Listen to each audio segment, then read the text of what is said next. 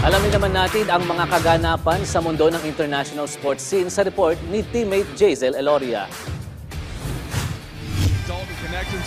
Sa balitang basketball, pinataob ng Portland Trail Blazers ang Western Conference favorites na Los Angeles Lakers sa kanilang sagupaan sa Hollywood nitong nakaraang Martes. Hindi umubra ang bright lights ng LA sa bisitang Blazers, 122-108 kung saan 5 players ang nanguna sa opensa nito.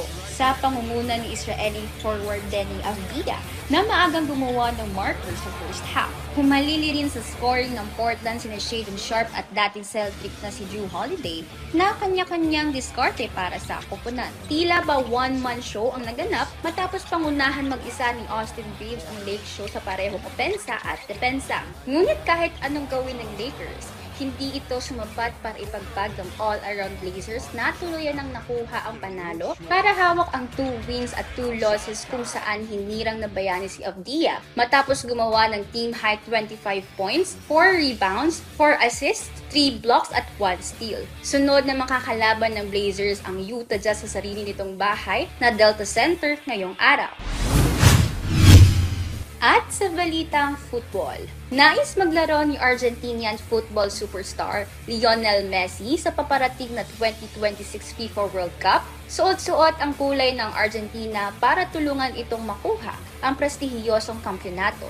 Yan ay ayon mismo sa 38-year-old matapos itong magpa-unlock nitong nakaraang Miyerkules. Ayon kay Messi, gusto niyang tulungan at pangunahan ang defending world champions ng Argentina na depensahan ang World Cup sa huling pagkakataon. Pero ayon sa dating Barcelona star, nakadepende pa rin ito kung sasang-ayon ang kanyang kalusugan para sa torneo. Punoy ng pag-asa at excitement ang nadarama nito habang papalapit ang nasabing Football World Cup kung saan nauna na niyang sinabi na hindi ito makakasali matapos ang kanilang 3-0 win kontra sa Venezuela. Matatandaang nagwagi ang atleta sa Copa America at sinundan ito ng makasaysayang World Cup title noong 2022 sa Qatar, ang unang para sa Argentina mula pa noong 1986.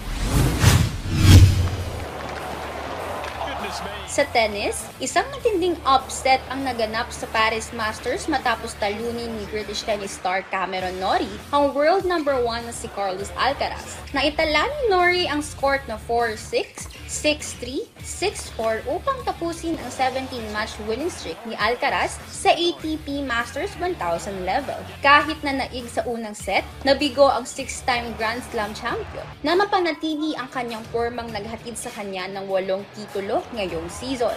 Umabot ng mahigit 2 oras ang laban kung saan nakapag-save si Norrie ng 2 breakpoint sa huling set bago niya tinapos ang laban. Ito ang unang pagkakataon mula pa noong Marso na nabigo si Alcaraz bago ang final na nagputol sa kanyang dominasyon sa Masters Series. Jazel Eloria para sa Pambansang TV sa Bagong Pilipinas.